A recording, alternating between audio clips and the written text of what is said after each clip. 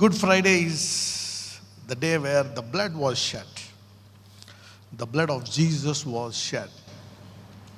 ఈరోజు దేవుని కుమారుడైనటువంటి మన ప్రియ ప్రభు అయినటువంటి యేసుక్రీస్తు వారి యొక్క హెబ్రీయులు 1వ అధ్యాయము 3 నుంచి చదవండి. ఉన్నతలోకమందు మహామహుడగు దేవుని కుడిపార్శ్వమున కూర్చుండెను. ఏలయనగా నీవు నా కుమారుడవు, నేను నేడు నిన్ను కనియున్నాను అనియు, ఇదియుగాక నేను ఆయనకు తండ్రినయుందును, ఆయన నాకు కుమారుడై ఉండును అనియు ఆ దూతలలో ఎవరితోనైనా ఎప్పుడైనా దూతలతో చెప్పాడా లేదా? చెప్పలేదు దూతలతో. మరి మీరు పరలోకములో దూతల వలె మీరు తర్వాత దూతల వలె ఉంటారు అని ఎందుకన్నాడు వాళ్ళని? అంటే ఇక్కడ దూతల కంటే ఈ అతి శ్రేష్టమైన నామం ఉంది. దూతలను ఏమన్నాడు? నీవు నా కుమారుడు అన్నాడా? అనలే. కూర్చోమన్నాడా? అనలే.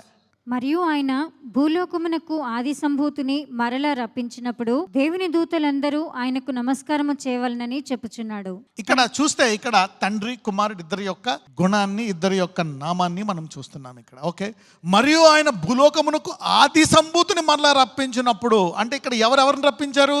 తండ్రి యేసయ్యను రప్పించినప్పుడు దేవుని దూతలందరూ ఆయనకి ఏం చేశారంట? నమస్కారం. కానీ మనము కూడా నమస్కారం చేస్తాము, కానీ దూతల వల్లే కాదు, ఆయన యొక్క సహోదరుల వలె చేస్తాము. మనము సేవకులమే ఆయనకి, కానీ సహోదరులు మనం తగ్గించుకుంటాము, మనం ఆయన కుమారులము. దూతలు నమస్తే కొడతాయి, కానీ దూతల కేడర్ వేరు. తన దూతలను వాయువులుగాను తన సేవకులను అగ్నిజ్వాలలుగాను చేసుకునివాడు అని తన దూతలను గూర్చి చెప్పుచున్నాడు. ఆగండి, దూతల కేడర్ వేరు. దూతలు ఎలా వాడుకుంటాడంట? వాయువులుగాను, సేవకులుగాను, అగ్నిజ్వాలలుగాను వాడుకుంటాడంట. అంటే దూతల కుమార్తెలు కారు. ఒక్కొక్కసారి మనం ఈ భూలోకంలో ఏదైనా జరిగితే, అన్యాయం కానీ గొప్ప బాధ కానీ ఎవరికైనా జరిగితే సహజ లోపము చూస్తే వాళ్ళు విమర్శకు గురవుతారు. But there is a solution. కుమారుల కంటే ఉన్నతమైన స్థానం అంట. మనం దాన్ని కించపరుస్తాం. ఒకవేళ ఎవరికైనా మనకి కొంచెము వాళ్ళకి మెంటల్ హ్యాండిక్యాప్, ఫిజికల్ హ్యాండిక్యాప్ పిల్లలు పుట్టారని అనుకుంటాం. మనం ఎందుకు పుట్టారు? వాళ్ళు బాధపడిపోతూ ఉంటారు. ఏ శాపం చేసాం? కరెక్టే ఉండొచ్చు, శాపం అందులో బాధ ఉండొచ్చు, కానీ నేరుగా అప్పుడు ఆ పేరెంట్స్కి కాంపిటీషన్. ఏంటి ఆ కాంపిటీషన్? ఇప్పుడు మీ అబ్బాయి 100% పరలోకంకి వెళ్తాడు, వాడితో ఉండాలంటే నువ్వు కూడా పరిశుద్ధంగా జీవించడం నేర్చుకో. ఎందుకంటే అతను శోధింపడ్డం అసంభవం. He will go to heaven. Can you go to heaven? You don't know. ఉంటుంది, there will be a problem, a pain, but there is glory in it.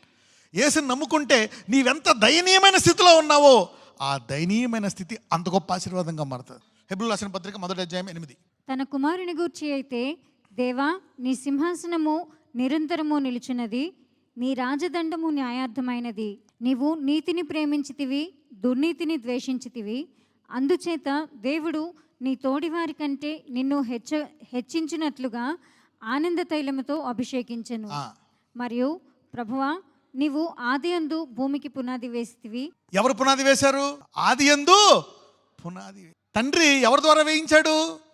కుమారుడు. వేసింది ఎవరు? కుమారుడు వేస్తే ఆ పునాది వేసేగల సామర్థ్యం ఎవరిది? పరిశుద్ధాత్మది. ముగ్గురు ఒకటే కదా.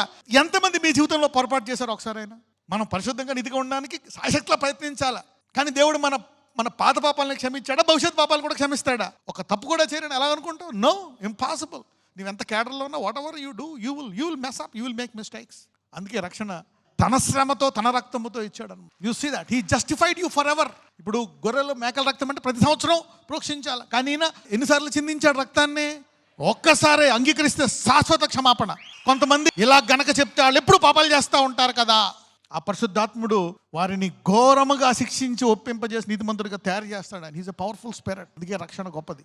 ఇప్పుడు పాత నిబంధనలో చాలా మంది ప్రవక్తలు ఏం చేసేవారు? వారి యొక్క ఐగుప్తు దేవుళ్ళు, ఇతర దేవుళ్ళు నామాన్న వాళ్ళు ప్రవచించేవారు. ఎవరి దగ్గర? ఇజ్రాయెల్ రాజుల దగ్గరే. మరీ ఘోరం. అప్పుడు ఆ రాజులు అనేవారు, ఇజ్రాయెల్ రాజు యోధా రాజు కలుసుకుని అనేవారు, ఏవయ్యా ఒక్కలైనా దేవుని ప్రవక్త లేడా అని. ఎవరు ఆ దేవుని ప్రవక్త అంటే? యెహోవా నామమును ప్రవచించేవాడు ప్రవక్త. అంటే పాత నిబంధనలో మరి యేసయ్యకు కూడా పేరు ఇవ్వబడ్డది. సరే, తండ్రి పేరు వాడుకున్నారా? Okay, done. యెహోవా తండ్రి పేరు అనుకున్నావు, it's up to you, you can use it. కానీ దావీదు ఏమంటాడు తెలుసా? తండ్రి నా తండ్రితో చెప్పాడని. నా తండ్రి అంటే ఎవరు? దావీదుకి యేసయ్య. తండ్రి అంటే ఎవరు? యేసయ్య యొక్క తండ్రి. అప్పుడు ఈ ప్రవక్త వచ్చి యెహోవా నామాన్ని, యేసయ్య నామాన్ని ప్రవచిస్తే అది కరెక్ట్ ప్రవచనం అని చెప్తాడు. అలాగని ఇప్పుడు బైబిల్లో సాధారణంగా ప్రవక్తలు అంటే ఏంటి? ఎవరైతే యేసు దేవుడని నమ్మారో వాళ్ళంతా నిజమైన ప్రవక్తలు, నిజమైన విశ్వాసులు, నిజమైన సేవకులు కూడా. ఎవరైనా సరే ఒక చిన్న పొరపాటు చేస్తే ఫాల్స్ ప్రాఫిట్ అంటాం, నో. ఫాల్స్ ప్రీచర్ అంటాం, నో. కానీ దేవుడు అతను ఎలా చూస్తున్నాడు? పౌలు అంటాడు, నేను పిల్లవానిగా ఉన్నప్పుడు పిల్లవాని వల్లే బోధించి నాకు అన్నీ తెలియదు, స్త్రీని ముట్టుకున్నట్టు పురుషునికి మేలు అన్నాను నేను. కానీ రాను ఎఫెస్సీలో దేవునికి యేసయ్యకు సంఘానికి ఉండే ఆ యొక్క సంబంధం చూశాను. వై బాబోయ్ ఇలాంటిదా అని చెప్పి హెబ్రూలు ఏమంటాడు? అన్ని విషయాల్లో వివాహమో ఘనమైంది అంటాడు. నేను పిల్లవాని వల్ల బోధించితిని, కానీ ఇప్పుడు ఎలాగయ్యాను? నేను పెద్దవాడిని అయ్యాను. అప్పుడు సంఘస్థులను అంటాడు, నేను పిల్లవాని వల్లే ఉన్నప్పుడు మీరు నన్ను తోసివేయలేదు, అప్పుడు నన్ను అలాగే గౌరవించారు, ఇప్పుడు ఎదిగాను, ఇప్పుడు అలాగే గౌరవిస్తున్నారు, మీరు మిమ్మల్ని అలాగే చేస్తానంటున్నాడు దేవుడు. నీ తప్పుల్లో నీ పాపాల్లో దేవుడు క్షమిస్తాడు. సాధారణంగా ప్రవక్తలు ఉంటాయి, మిస్టేక్స్ చేసిన ప్రవక్తలు ఉన్నారు, రాజులు ఉన్నారు, విశ్వాసులు ఉన్నారు. అబద్ధ ప్రవక్త అంటే సాధారణంగా ఎవరు? యేసు నామము తెలియకుండా ఉండేవారు. అబద్ధ క్రీస్తులు అంటే ఎవరు? ఆయన నామము కాకుండా ఇతర నామాలను పెట్టుకొని అద్భుతాలు చేస్తున్నవారు. సో యేసు నామను బోధించే ప్రతి విశ్వాసి, ప్రతి బోధకుడు, ప్రతి ప్రవక్త అబద్ధ ప్రవక్త అవడు. బిలాము అనేటువంటి బోధకుడు ఉన్నాడు, ప్రవక్త. అతను ఏం చేశాడంటే అనేక రకాలుగా వచ్చినా కానీ దేవుని నామాన్ని ప్రవచిస్తాడా, వేరే నామాన్ని ప్రవచిస్తాడా? దేవుని నామాన్ని 3 సార్లు శపిద్దాం అనుకుంటాడు. కానీ అతను దేవుడు శపించినవుడు కాబట్టి అతను వేరే బోధ చేస్తాడు, తప్పు బోధ చేస్తాడు. ఏంటి? విగ్రహాలు కల్పించేది. ఇంకొకటేమో స్త్రీల చేత పాపము చేయిస్తాడు. బిలాం ప్రవక్త చెప్తాడు, ఈ దేవుడు ఆశీర్వదించాడు, మనం శపించలేము. ఇదిగో బాలాకు, నువ్వు ఇలా చేయి, మంచి మంచి స్త్రీలను తీసుకెళ్ళి ఆ రోడ్డు పక్కన పెట్టేసేయి. వాళ్ళ విగ్రహాలు కల్పించింది తింటారు, వాళ్ళని పట్టుకొని వాళ్ళతో పాపం చేస్తారు. ఎంతమంది చనిపోయారు అప్పుడు? 20,000 మంది చనిపోయారు. తెలివైన ప్రవక్త. అందుకే బైబిల్ అతను అబద్ధ ప్రవక్త, ఎందుకంటే అతను పడిపోయాడు. కానీ ఒక రకంగా చూడాలంటే అతను అబద్ధ ప్రవక్త కాదు, పడిపోయిన ప్రవక్తనండి. ఎందుకు పడిపోయిన ప్రవక్త ఉందో తెలుసా? అతను తిరిగి లేవలేదు, పశ్చాత్తాపడలేదు. యోధాలాగా పూర్తిగా డబ్బుడికి ఏమైపోయాడు? అమ్ముడిపోయాడు. ఇలా కొంతమందే ఉన్నారు. ఫరో ఒకడు, ఇన్ని అద్భుతాలు చూసినా మారలేదు. యూదా ఒకడు, ఈ బిలాం ఒకడు. కానీ మన దేవుడు ఈ నూతన నిబంధనలో ప్రతి ఒక్కరినే ఘనముగా ముగిస్తాడు. నువ్వు ఎలాంటివాడివైనా నీకు అన్ని కష్టాలు, నరకాలు, బాధలు చూపించి పశ్చాత్తాపం తీసుకొచ్చి నేను పరలోకం తీసుకెళ్ళిపోతాడు. ఆ కృప అంత గొప్పది, రక్షణ అంత గొప్పది. కానీ వాటన్నిటిని జయించి సహవాసముతో సంతోషంగా వెళ్ళడమే దేవుని యొక్క చిత్తము. అందుకే రక్షణ ఎందుకు గొప్పదో తెలుసా? ఆయన కింద భాగాలకు వెళ్ళి ఎంత కిందకి వెళ్ళాడో తెలుసా? కిందకి వెళ్ళి ఎంత ఘోరమైన చెరైనా సరే చరణ ఏం చేశాడంట? So whatever your situation is, అవమానమా, నింద, పొరపాటు చేసావా, పాపమా, God is going to catch it and bring you out with gifts. వరాలతో బయటకు వస్తామంట. If you can hold on, నీవు అవమానపరచబడకుండా అదే విశ్వాసాన్ని గట్టిగా పట్టుకుంటే ఆ చెరగా పట్టుబడి వరాలతో బయటకు వస్తామంట. ఎంత గొప్ప రక్షణ!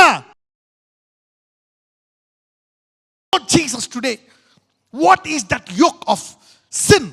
నీ సామర్థ్యంలోకి ఎదగడానికి మాకు ఇబ్బందిగా ఉందో ఈరోజు ఆ కాడిని విరగొట్టండి. కోపం అనే కాడేయా అయ్యా, ఇదిగో ప్రార్థన చేయలేని దుస్థితి అయ్యా, దేని విషయమై నేను నీ సామర్థ్యంలోకి ఎదలేకపోతున్నాను ఈరోజు అయ్యా, ప్రార్థించలేకపోతున్నాను, ఉపవాసం ఉండలేకపోతున్నాను, సువార్తను ప్రకటించలేకపోతున్నాను, పని చేయలేకపోతున్నాను, భార్య బిడ్డలను పోషించుకోలేకపోతున్నాను అయ్యా, ఆ పాపం అనే కాడిని ఇప్పుడే విరగొట్టండి, వారిని విడిపించమని ప్రార్థిస్తున్నాను. Lord set them free. నీ రాజ్యములోకి ఇంకా బలముగా తీసుకువెళ్ళమని నజరేయుడు అనే నామమున ప్రార్థిస్తున్నాము తండ్రి, ఆమేన్.